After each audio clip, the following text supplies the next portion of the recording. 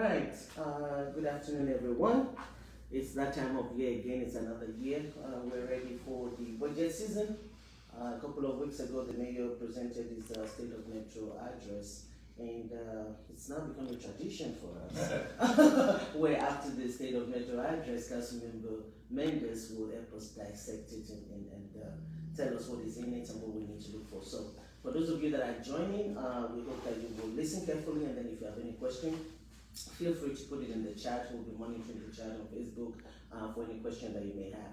But before we get into the budget conversation, I want all of you to please wish Bob Mendes and Sue Mendes a happy anniversary. Today's the anniversary. 28 years? 28 years. Oh my God.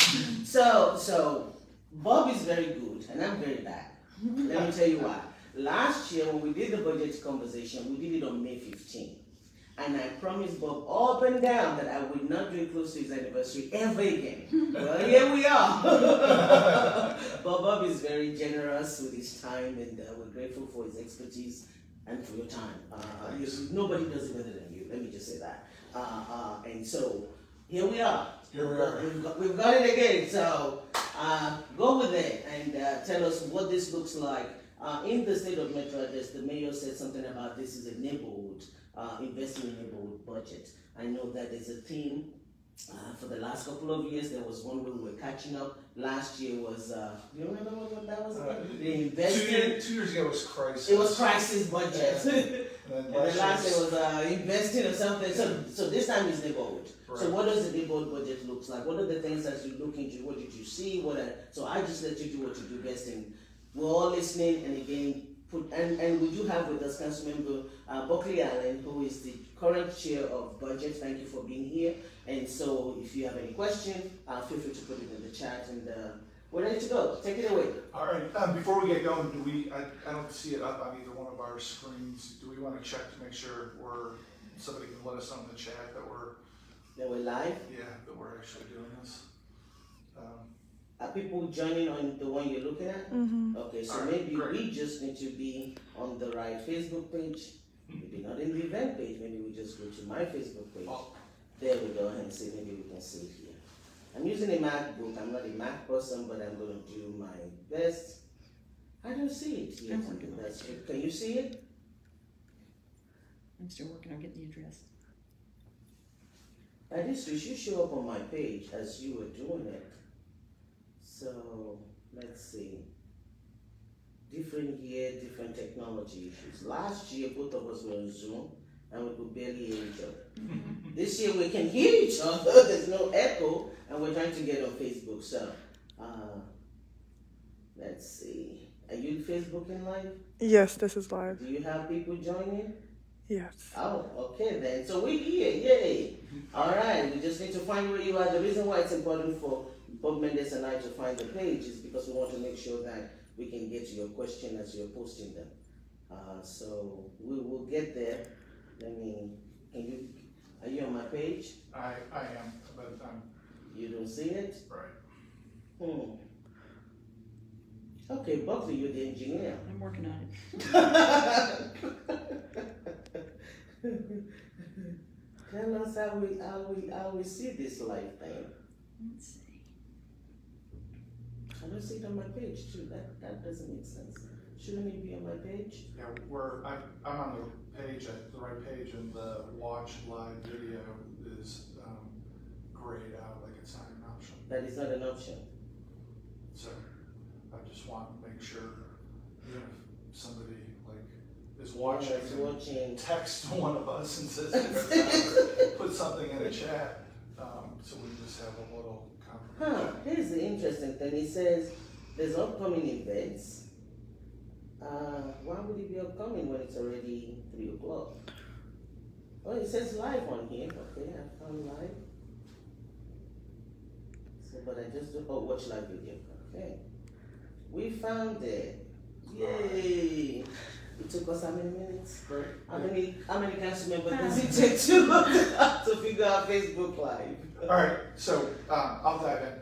So I think for this year, I hate to say this, but the lens for thinking about the budget this year is the mayor, while he's not announced he's running for election next year, is clearly running for re-election next year, and all the talking points and a lot of the spending are through the lens of getting re-elected. And I know there's people out there that when I start talking about the election next year saying, oh, Mendez is running for mayor. I'm not running for mayor next year. You're not? Okay. So you all heard it here. He's not running for mayor because a lot of people have asked me if you were running. I have heard that question, but it is important to think about this budget and the neighborhood budget and a lot of the spending as I think a primary objective of the administration is to get reelected, and so it's important to think about that. The other thing that just sort of a big picture issue is we've talked a lot in previous years about tax rate increases, and for most of the, from 1980 to 2005, the city raised the tax rate every 3 or 4 years, and so there was a reliable cycle of the tax rate went up, and then the city got a buffer of money, and then the second year there was still a buffer of money, and then by the time it got to a third and fourth year after the rate increase, savings started to go down as the city just grew. And then by the time you got to 3, 4, 5 years, savings were starting to be down, and you did the tax rate. So where we are in the cycle right now, where we're 2 years out from a tax rate, it is perfectly predictable and a good thing that 2 years out from the rate increase that there's a decent amount of money to spend. And so this is the time in the cycle when there should be investments. And what we see in this budget is we see the growth you'd expect in the budget that you'd expect 2 years after a rate increase. And you see a lot of investing in growing departments all across the city government in a way that didn't get to happen through 2015, 16, 17, 18, 19, when frankly the city was starving itself of cash and has been well documented with selling off one-time assets just to make ends meet. During those time periods, that's when a lot of constituents were complaining that we were being frozen on services, and services weren't expanding to match the needs of a growing city. And I've joked for a while now that, hey, our city government is the perfect size for 10 years ago. And I view this budget as a couple of years past the rate increase, lots of expansion of jobs and departments. And I view it as bringing us from the right size government from 10 years ago to more like the right size for 5 years ago. It's an improvement, for sure, needed. We should do it now that the tax rate's a couple of years in the rearview mirror. But I think there's still going to be fits and starts where I think a lot of council members might debate, is it really 45 jobs for NDOT, National Department of Transportation, and none for social services, for example. So there's lots of new positions in here. I think that's totally appropriate. I think some council members are going to want to debate whether the new jobs and new investment are being pushed to the right places at this point. So basically, you're saying that we have this much in the budget for 2 reasons. One, we have an influx of capital because we raised taxes 2 years ago that allow us to make the investment that we needed to make that we couldn't make before.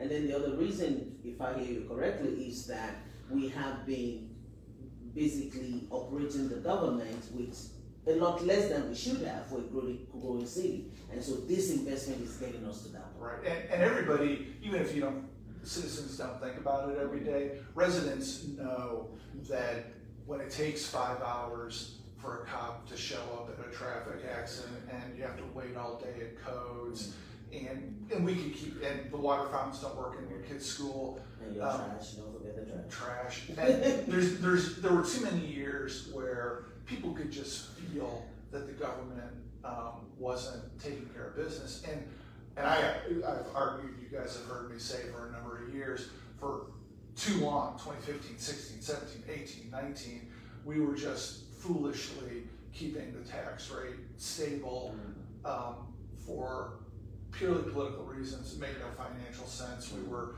selling off assets to make ends meet rather than doing it in a way that makes sense by matching revenue to spending. And of course, blended into all this. As we all know, employees got squeezed badly on pay during those years as well, and that's being addressed pretty heavily in this budget also.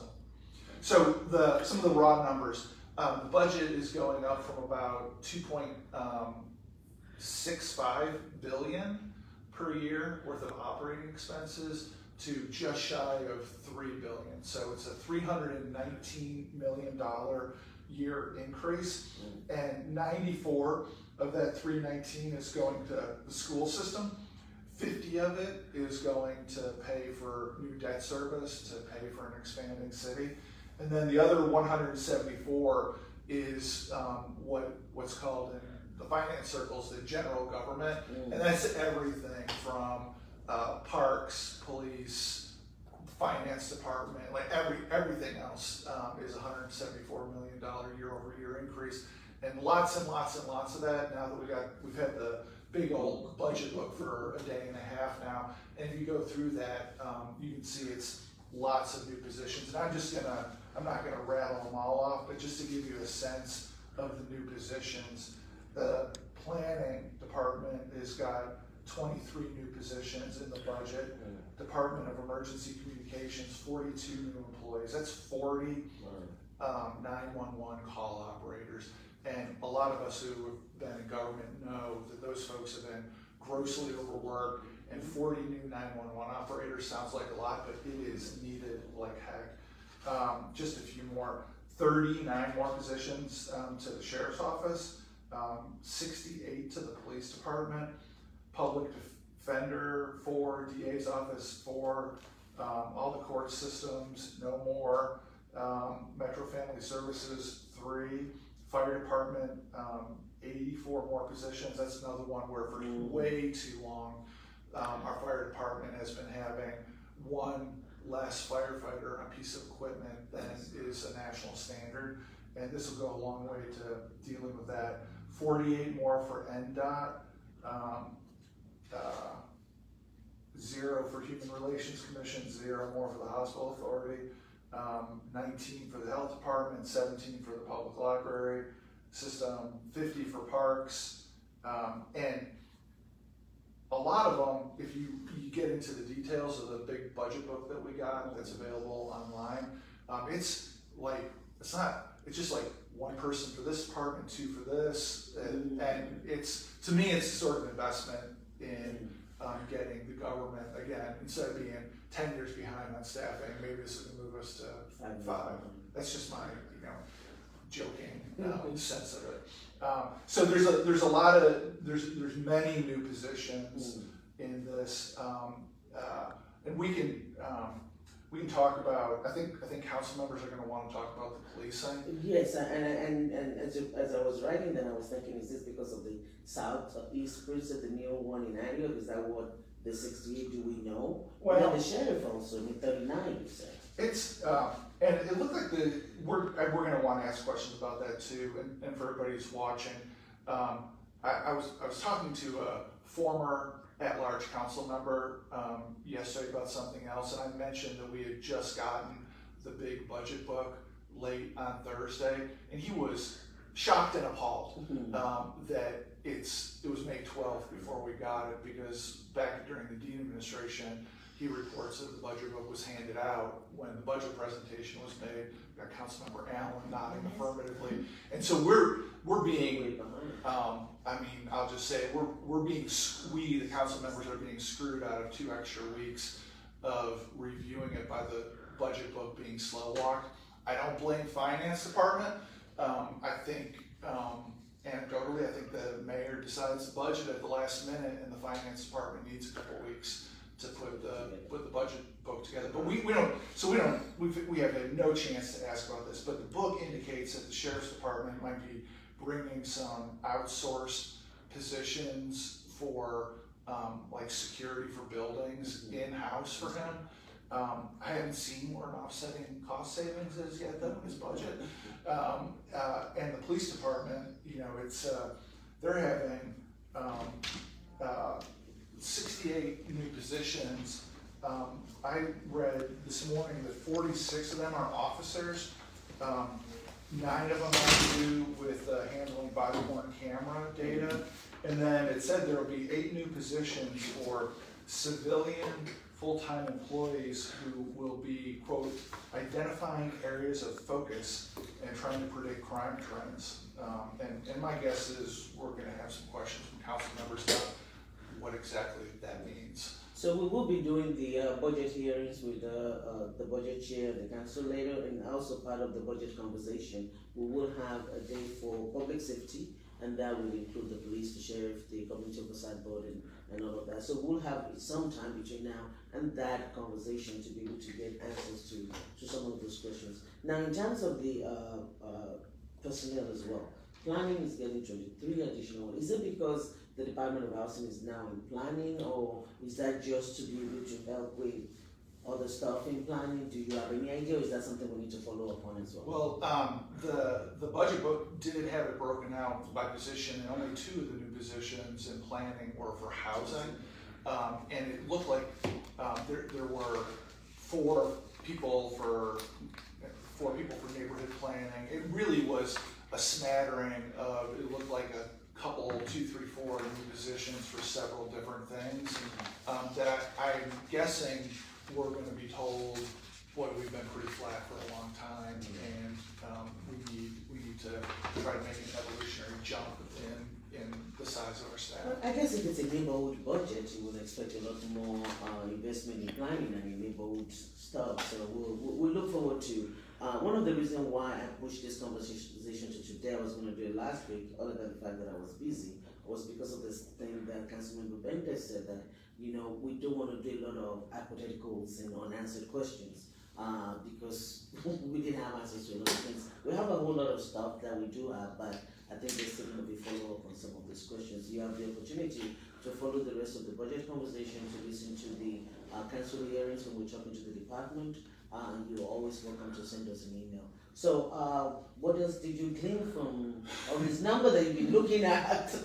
Well, and I know you've got a whole series of these meetings, Yes. and so there's a few things that I'll touch on that you're going to be able to get Expand in more on, depth yes. in future weeks. But before I mention those, one thing I will mention for the nerds out there that actually look at the budget book, it is quite a bit longer this year than previous years, and it looks like our new finance director, Kelly Flannery, has put in a lot of information that that I think finance has looked at before, but hasn't shared with the public. I don't know why I started with the appendixes. I started at the back of the book, and so like the last 20 pages of the book are a whole batch of sort of dense technical data about what finance is looking at to gauge where our revenue is headed, and it's information that maybe 75 people are going to care about, but it's stuff that has never been in there before, and so start at the back of the book and see some interesting stuff. I think that is interesting because in your blog you did say, we've said this in the past, that it's only the finance director that has the power to set revenue projections. And so the mechanism how they do that, some of us don't know, we just know this is what they're proposing that we will have. And the entire budget is built based on that projection. And so to be able to look at the back of the book and to see some analysis, I say kudos to Kelly for putting that in there. And for all the nerds that will read it, please read it and make a summary for those of us that are not. It's almost, you have to look pretty hard for it, but in addition to the appendixes at the back, which are new, there's a long discussion about long-term debt and the amounts and having it broken out by type of bond issuance, and it's buried kind of in the middle, but it's in there, and it's information that we really haven't seen before.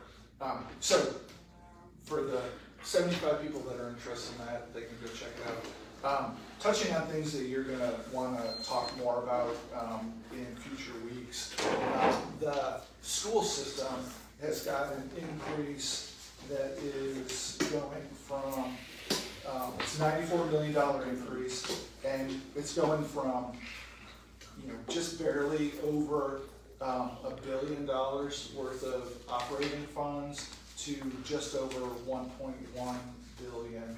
And a lot of that is going to employee pay. And there's two issues, at least two big dollar issues that are coming down the pike that are gonna have to, that I don't think anybody knows the answer to right now.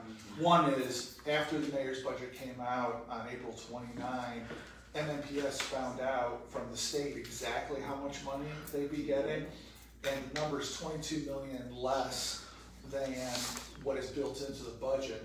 So right now, the line item in the budget for how much they're getting from the state is wrong by $22 million too high. And so, anybody who balanced a checkbook at home knows like one or two things is happening where schools are either going to cut 22 million, or they're going to find $22 million worth of savings, or the city is going to hit its savings account, the quote-unquote fund balance, to cover it, or some combination of all three. And as I understand it, that is an open for analysis question. Yes, we will be having that conversation. I did meet with some of the people from the board last week, and I am aware of that, as I happen to be the assistant budget chair. Is it vice chair? Assistant budget chair. I'm giving it a new name, as the vice chair of budget. And so the conversation next week will actually be about education.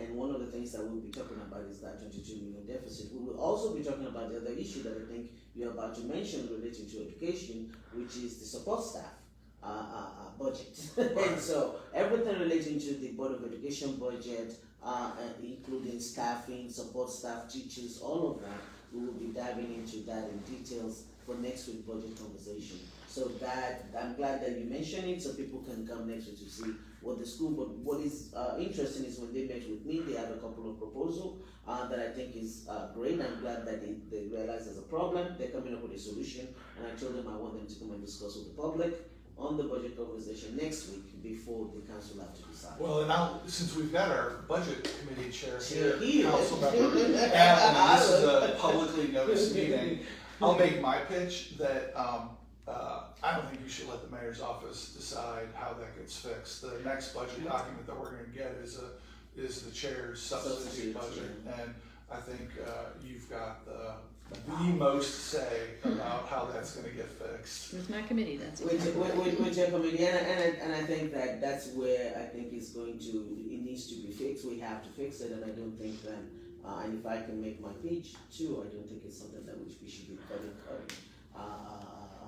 from our schools, especially in a year that we're trying to invest as much as possible. And so this is the one time that I think we need to.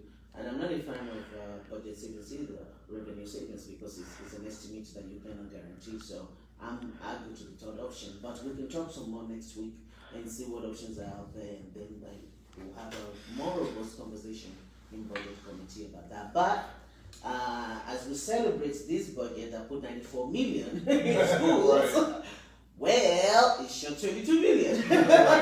So that's the reality. And then the other issue, which touches on schools and the general government side, is that on the general government side, the mayor has, so that's not schools, the main part of the metro government.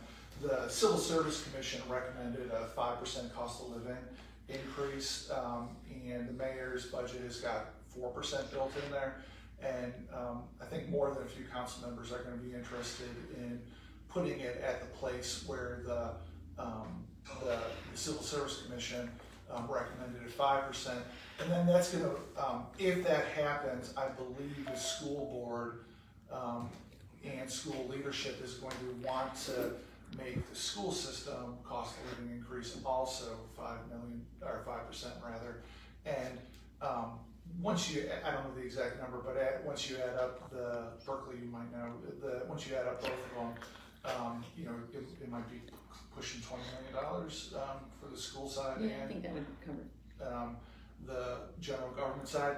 And so, where we got the $22 million hole for schools because the state moved the ball on us at the last minute, and this debate about 5% versus 4% cost of living for employees, I think that's where most of the largest dollar amount of action in the budget debate is going to happen. We'll inevitably argue about whether like the Arts Commission should get $3 million or $3.1 million. And I don't mean to belittle that, but as far as large dollar amount things, these two things we just talked about is probably where the action's at. Plus, we always hear from people wondering about, this term started with the police department around $206 million, and they're 244 in this one,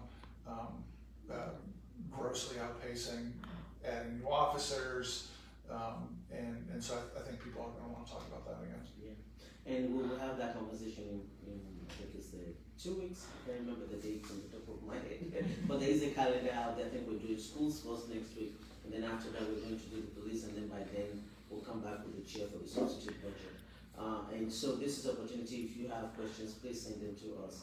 I recommend that you also watch the budget hearings that the chair will be conducting, and also listen to the budget conversations on Facebook Live as we do a deep dive into the different areas. This is just a basic overview of the budget in its entirety so that we know what to look for. So in your blog, as I was looking at it, and if you haven't read it, Councilwoman Mendes has a very nice blog, and so I always go read what he says sometimes to give me an idea of what is coming out. And he did a blog on after the state of Metro about the budget, and in that blog, one of the things that you highlighted was that there's a 13 million in new categories, and 9.7 million of that was in property loss. And when I look at it, I'm like, okay, so do you know what that is? Have you been able to ask that question, or? Yeah, the finance. So there's a new line item in the budget this year called property loss, and it's 9.7 million. And so, well, I always start out by doing a side-by-side comparison of the budget document 1 year to the next, because that's the only way you can find out if something's new. Because we get PowerPoints from finance, but they don't, like, we've learned over the years that if there's sort of small changes, they don't necessarily make the PowerPoint. And so, it always gets my attention when there's a new category. And I'm told that one is mostly insurance premiums for higher cost of insurance, and breaking it out into a new category. New insurance premium? Some of it's new, but most of it is apparently just breaking it out into a new category instead of combining it. It used to be called contingency, and they've some council members, including me, had a habit of raiding money from the contingency pile, and they're trying to convey. I mean, they said it correctly to me. They're trying to convey, please don't touch it. Don't raise the insurance. It's for contingency, for insurance that we have to pay. Well, because like you said, I look at the contingency too, because I think it's a place to hide money. And so it's good that they let us know specifically, so we won't have to go after it. So in looking at the budget instead, okay, we'll talk about the schools, which we're going to talk about next week. We'll talk about the police, which is always a big one, the sheriff, and we'll talk about that when we're looking at public safety. What about debt service? I mean, yeah, that's a big one. So, so just thinking about scope of the size of the budget. The current fiscal year, again, that budget is $2.65 billion, and the amount that we have to pay for long-term debt. Increase the volume. Someone says that they could not hear it, so we may need to speak louder. Yes. Can you all hear it? It was I mean, we're in the room, but it was said to It was hard to hear on the Facebook. Oh my God, we don't want that. He's been sharing a lot of great information. Shout at us. Shout at us. Give us the stuff. Is that better? If you're online, just let us know if you're hearing it. And maybe, once we're done with this, the video will be there. When you're watching it on your own, you can increase the volume. I'm going to put this out there. We could have done this on Zoom like we do all the other ones and have better hearing and all of that, but we cannot, as council members, do anything online anymore because the governor did not allow us to do that. So anytime there's more than 2 council members doing something like this, we have to do it face to face. Last year we tried to do it on Zoom with both of us in the same room, and that was a disaster. There was echo, it didn't work out, so that's why we're trying this out. So we'll keep trying to do better. But apologies to everyone that is online. Oh, it's a much better. She can get it now. Hey! So to those of you in the room, apologies for getting and screaming. To those of you online, Councilman Mendes will now start shouting. All right, so on debt, the current fiscal year, the budget is $2.65 billion, and $360 million of that is to pay long-term debt on bonds. And that's being increased for the next year by $50 million up to $410 million. And that's a lot. That's a lot. Those of us who have been at the council for a while, I believe it wasn't too long ago that it started with a 2 in the 200 millions, and we've issued an enormous amount of debt just in the last year. I think the last 15 months it might have been a face amount of bonds of like $1 billion. And so this is a lot more, and there's two ways to look at it.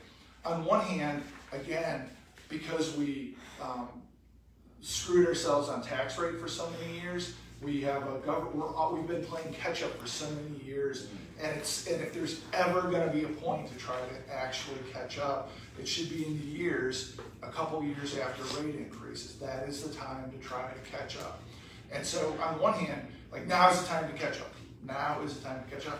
On the other hand, it's a big number. Like, over $400 million just to pay interest and principal on bonds is a lot of money, and we're all going to want to know what goes into that more. The other thing that's interesting about this is they're accelerating that bond issuance a year ahead of when they were going to. They say it's because they're concerned about inflation.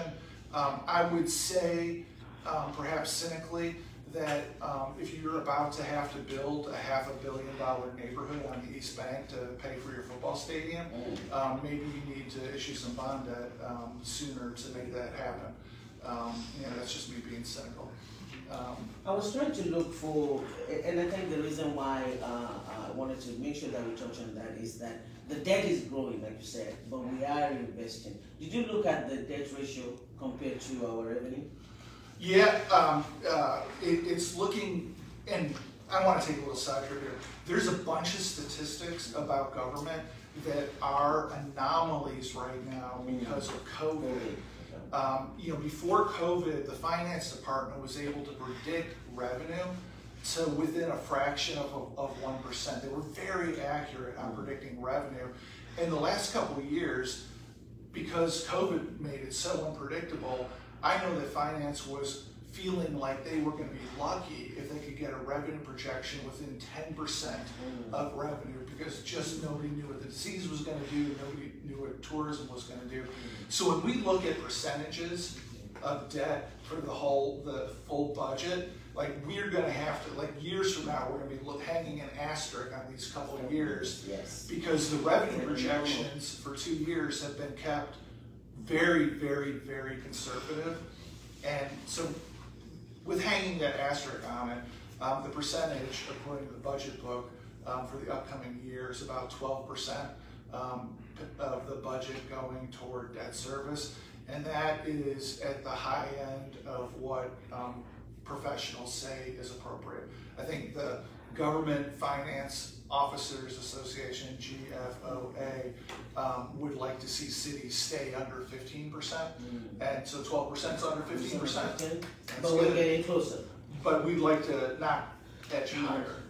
Okay. All right. Well, good. Now, as a lay person, what about the fund balance? Because how does that look? Where is that for? Because we talk about the revenue. We've talked about the expenses, we talked about the major expenses. What's the bottom line looking like? So the same GFOA, Government Finance Officers Association, has best practices for how much fund balance, that's like a savings account, a city should have. And it's not a lot different than what you should do with your family. People who make recommendations about families say, your emergency fund should be, you here 2 months, 3 months, 5 months, 6 months, some number of months of expenses you should have set aside to be able to afford a new refrigerator or fixing your car or something like that. And the GFOA would like to see cities have 3 to 4 months worth of expenses. And going into the COVID downturn, the average for the 25 biggest cities in America was having 4 months, the average. So half the cities were worse than that. Half the cities had more than 4 months worth of savings.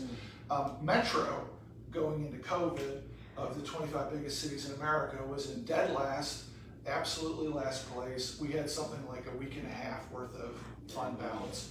And so now, the current year budget, after the rate increase, that is a core place that you'd want to see us get better. And we have gotten better from, I think, 2 years ago, budget called for about 88 million of fund balance, which is low for $2+ billion. So now we're getting up to having about 2 months worth. And I would like to see us get to 3 or 4 months, but obviously you can't do that overnight. We can't, like over time, we should absolutely do that in order, when we hit a downturn, we don't have to raise taxes. The only way to avoid raising taxes in a downturn is to have some sense about building a fund balance. And if we didn't have people who were always focused on the next election, you could say 5 years from now, 10 years from now, we absolutely will have 4 months worth of fund balance, and you could build it up over time. And so we're better, but it's by no means good. So I want to ask 2 quick questions, and then I'm going to open it up to the people in the room. If anyone has questions, I'm looking on Facebook, I don't see any as a comment. And so those of you in the room, if you have any questions, please ask. But on the fund balance, I have 2 quick questions. The first question is, we have a fund balance that is 300 million plus. That means that we had more revenue than we thought we would have, and that's how we build that up. So as a layperson, as a citizen, why do you always have our taxes if you're going to have so much in the fund balance? I mean, we're back here to that. That is my first question. The second question is, on the taxes, as you said that the fund balance that we have now is still not enough.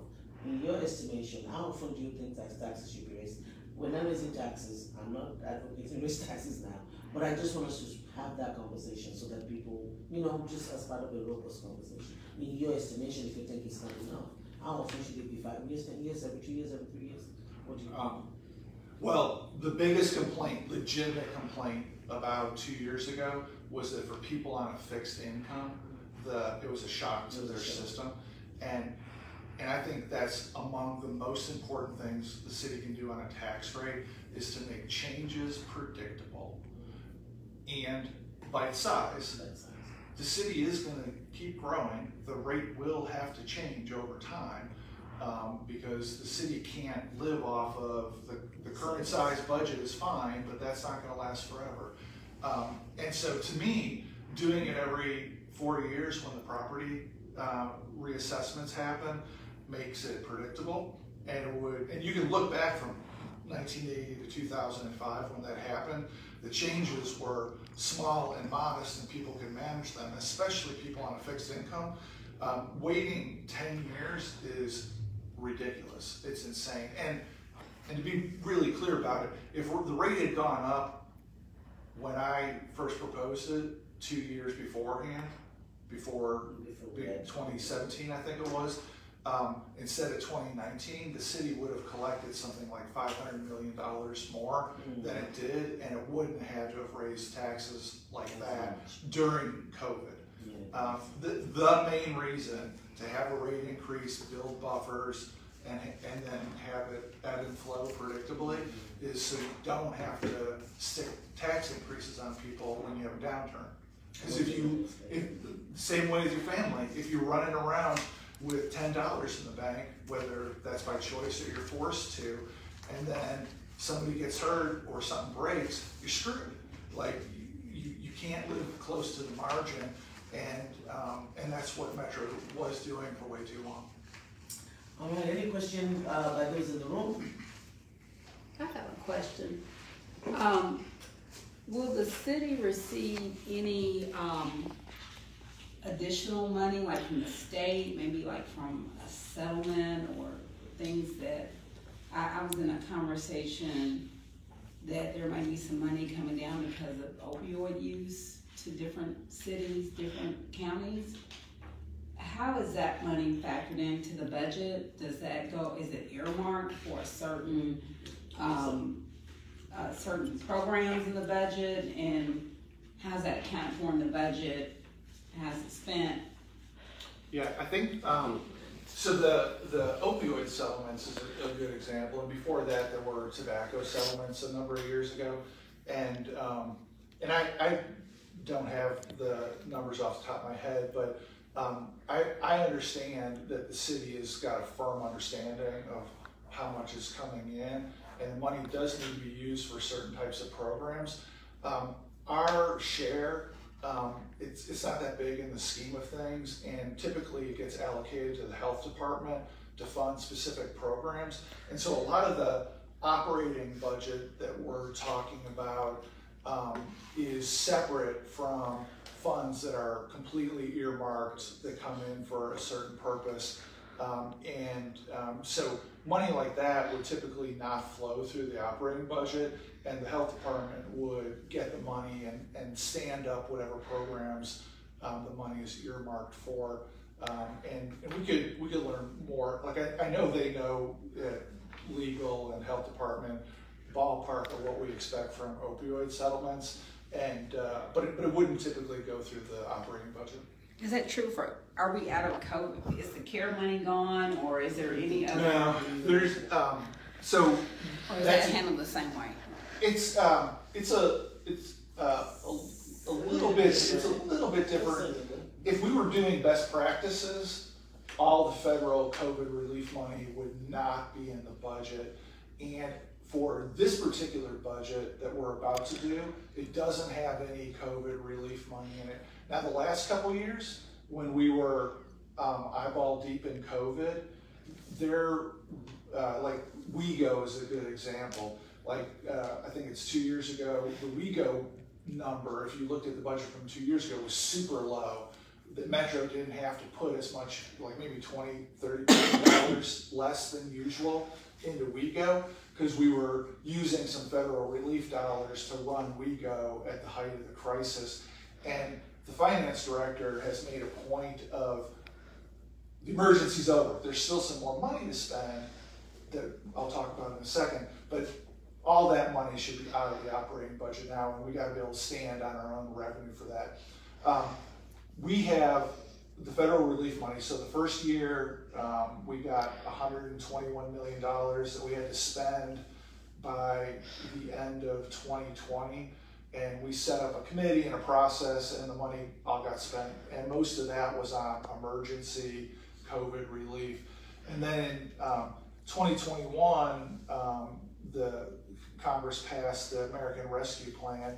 And for that, we're getting something like $240 million in two chunks. The first chunk we got already, and using the same process, it's down to the last few $1 million. And coming up this summer, we'll get the other half, another 120 million or so. And I expect we're going to have this, the city is going to have the same committee, holds public meetings, 3 council members, some people appointed by the mayor, the finance department, where they accept recommendations, and if it gets through the committee and gets through the council, then that's what we spend it on. But all of that is out of the operating budget for this year. I'd just like to know Arnold Hayes Community Oversight Chair, and I'll just make that plain from the start. But I'd like to know, how do you all think we're doing in the budget as far as equity? Because that's one of the things that it seems like the mayor has stressed, that he wants to have an equitable budget. And one of his priorities was public safety. He wants to make sure that police, firefighters, and emergency responders, that they have the resources that they need to do their job. And I submit to you that we need to take a look at the Community Oversight Board as far as, are we getting what we need? I realize in the budget, it looks like our budget number jumped, I don't know if it's 33 or 40%, but We've been operating under a deficit for so long because we were trying to get this organization started. But the people that we really need them to actually adequately operate. So I would just, the general questions about equity in the overall budget though. So, thank you. The committee, if you look at the budget conversation this year, the public safety schedule that I put out was not just police and fire. I did put community oversight, but that's the people that I want to talk to. So there will be a conversation when we do the public safety conversation where I wanted to hear from Jill and maybe you on the COB budget, and that would be the opportunity to talk to us. And I know my colleagues will be listening to what the committee oversight, but that's loudly to what they. But that would be the opportunity to come and talk about that. But when it comes to equity in the budget itself, one of the things that I'm very proud of that the mayor's office actually did is that they have an office of equity. I'm going to have them as part of the budget conversation. They'll be the last people that we'll be talking to. It will probably be after we pass the budget. But they have an office of equity that this year for the first time actually made a presentation on how they're using equity lens as they're having conversation with all the departments. And I think that's very crucial. And so that's something that they've done, and they've made a presentation to the budget chair and the budget committee. Maybe it was one of the budget hearings. And they will be coming over and talking about that again. We've never done that as a process. It's not enough, but I think it's a very good start. The other thing that we've been able to do over the years, starting with Councilwoman Mendes Jones and now the current chair, is having this conversation with the community, right? Talking to people and finding out what are the issues, what are the things that we don't know about. And when we hear from the people, when we had this budget hearing last year, and the school was talking about we only have maybe 3 advocacy centers, or maybe we only need 7 schools. Some of us jump up and say, what about the other schools? And when we came to our substitute budget, we were able to fund those additional needs. So that's the process that we've been using over the years, just talking, having conversation, finding out the needs, and making sure that we're putting it in our wish list, in the substitute, to make sure that it balances it. But on the administration level, that is something new that they've tried this year. I don't know if Buckley wants to add to that, but I thought that is very good. They did not tout it as much as I think they should. I'm waiting to see the impact on the numbers. I haven't looked at that, but there's a process that is already underway. Okay. I want to add one thing, If I might. Then. Yes.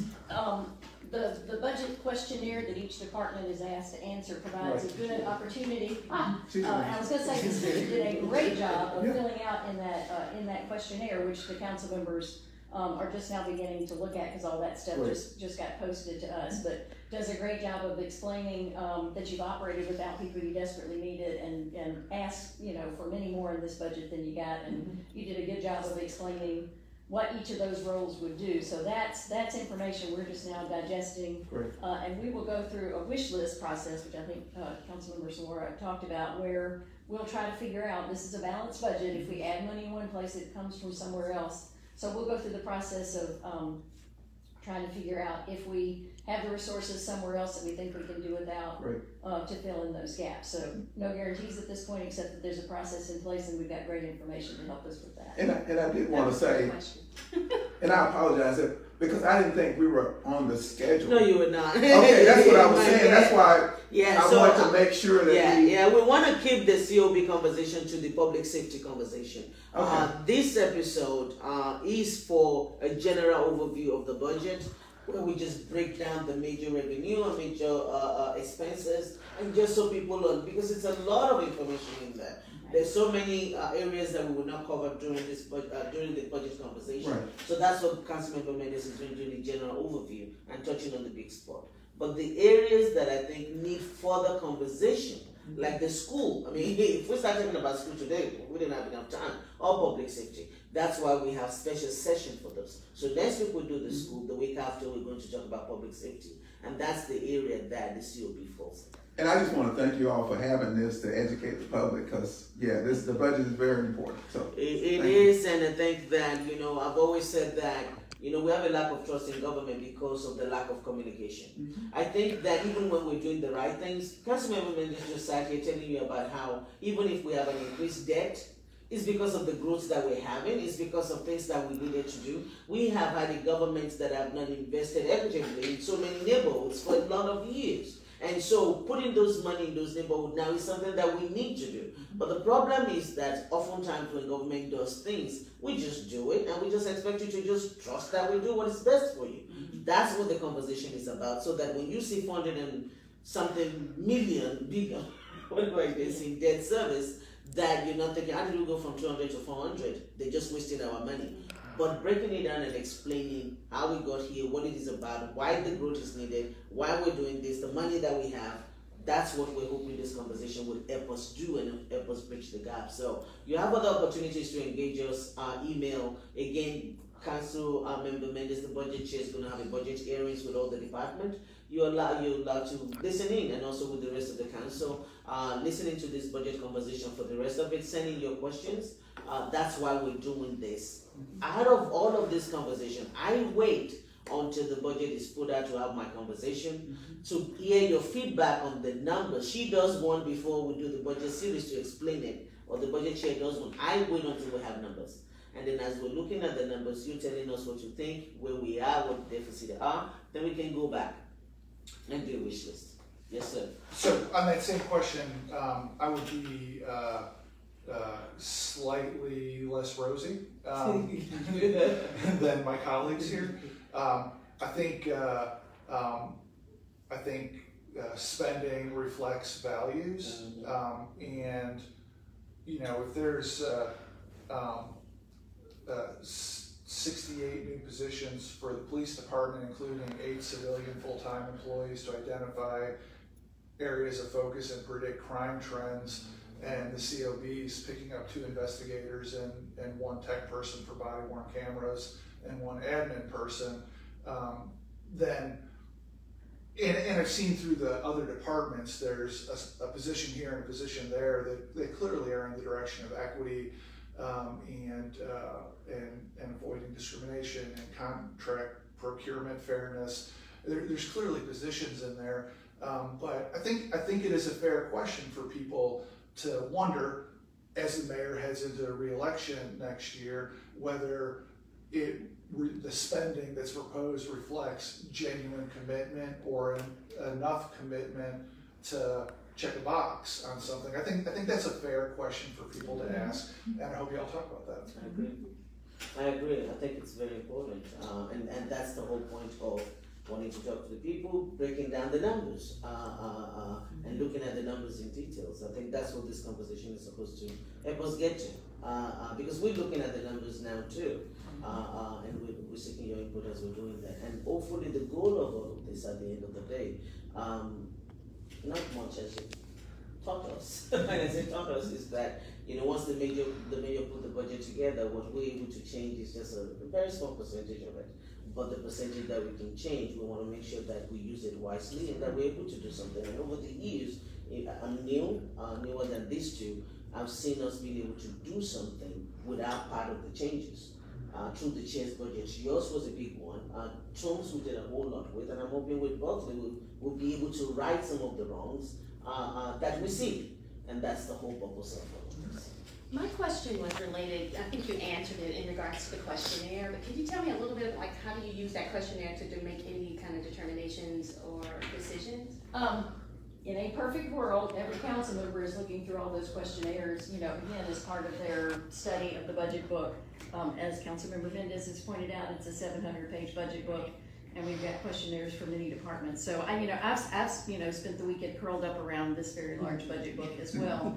And we've each kind of decided what am I going to look at first. So yours was one of them. So I think ultimately, between us, everyone will have looked at the things that are important to them. And when we have our wish list conversations, there'll be a conversation of, we've probably got more things that we want to change, then we can find money to do that. How do we prioritize those? It usually involves hard choices. My goal is to ensure that we've got a lot of council members engaged and that we're listening to the public.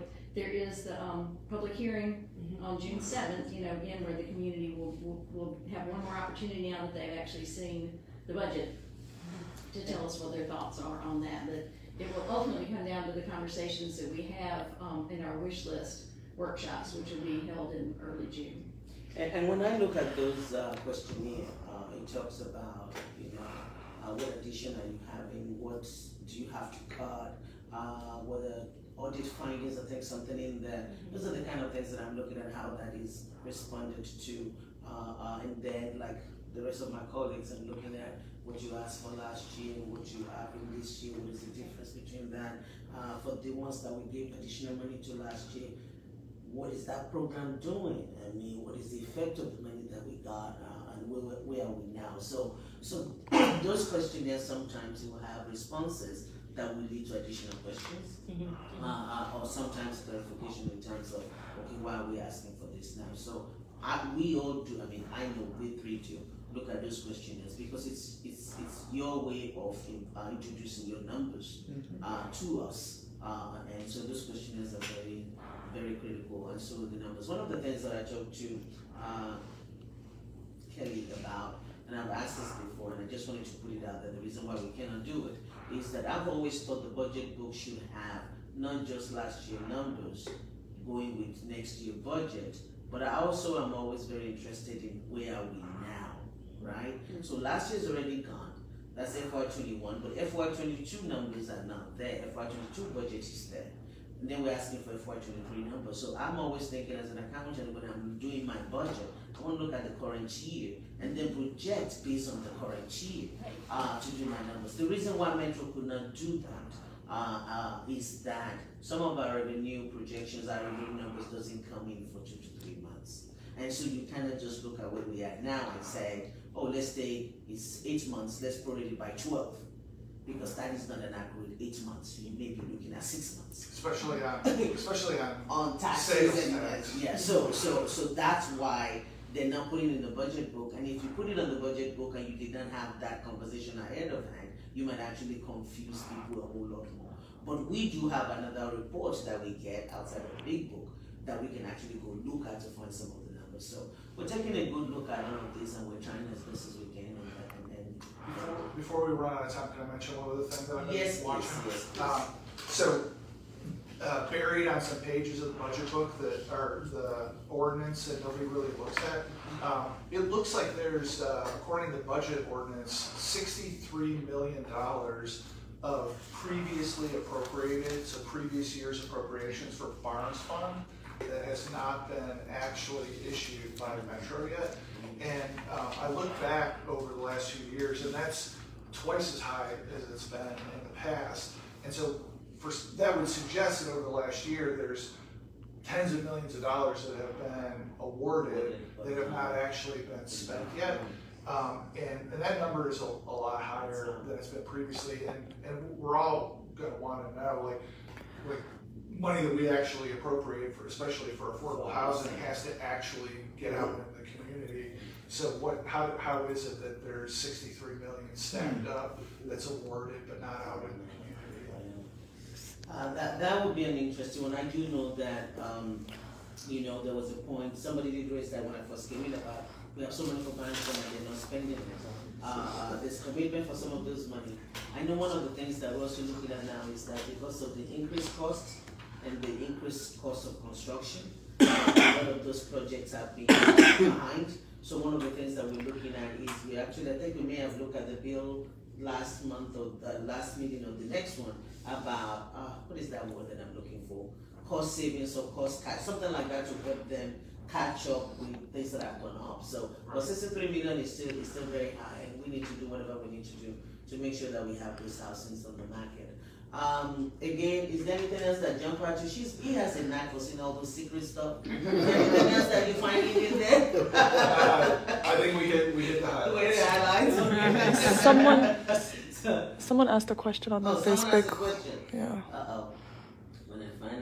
What was the question? Just tell us the question since I did not say it. Sure. How did the participatory budget project that Fabian Beggar was working on turn out? And did it influence the Metro budget? It turned out perfectly. I think that they actually did an event yesterday or Friday for one of the projects that was voted on by the community, which was I think it was a speed bump or something in an area. So the community was very involved in the voting process. Fabian and the committee did a wonderful job, and so it was so well received that the budget, the mayor put another $2 million in this year's capital spending budget for another participatory budget in North Nashville. And so it's still a small amount for participatory budget, but I love the idea that the community came out, they voted, they chose the project, and the first project was celebrated 2 days ago for its completion. So Renee's going very well, so that's good. We'll keep building on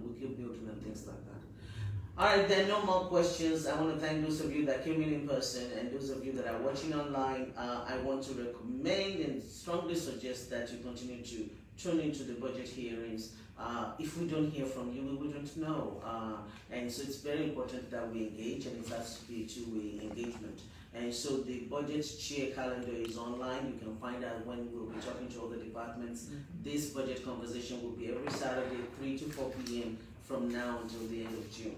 And we'll be taking today's an overview, but every week we'll be doing a deeper dive into the different categories. And I hope you all will tune in and join us next week. And again, happy anniversary to Mr. Mendes. I promise all of you, you can write this down. If they give us the book on time, we will not have budget hearings on his anniversary again. That's a promise. I'm making it. We'll do Mother's Day. All right, thank you all so much, and I hope you all have a wonderful afternoon. I'll see you next week. Great.